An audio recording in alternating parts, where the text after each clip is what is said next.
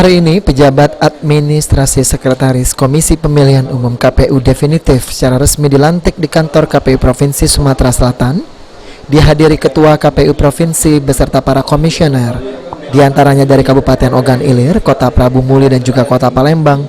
Pelantikan berjalan hikmat di tengah pandemi COVID-19. Pengucapan sumpah pelantikan pejabat administrasi KPU definitif berjalan hikmat di tengah pandemi COVID-19.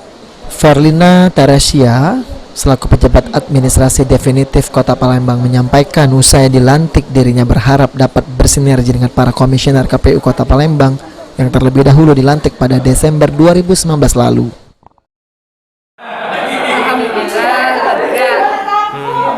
Dengan komisioner yang baru dilantik di tanggal 6 Desember 2019 kemarin, diri dengan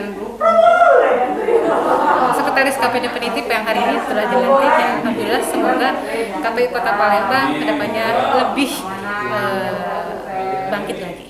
Sebelumnya penjadwalan pelantikan sudah diberikan bersama KPU Provinsi. Sedangkan Yasri Abidin, Sekretaris KPU Kota Prabu Muli, menyampaikan ke depan dirinya akan lebih memajukan sekolah demokrasi di Kota Prabu Muli yang saat ini sedang berjalan. Ya, harapannya yang pertama KPU Prabu Muli itu mempunyai sekolah demokrasi. Dengan itu kita ingin menciptakan sekolah demokrasi itu lebih maju lagi, lebih profesional untuk menciptakan siswa-siswi di tingkat SMA, di tingkat usia dini, untuk menjadikan kader-kader demokrasi agar demokrasi di Indonesia, khususnya di Kota Prabu Muli, lebih baik lagi. Ade Sunandar, PAL TV.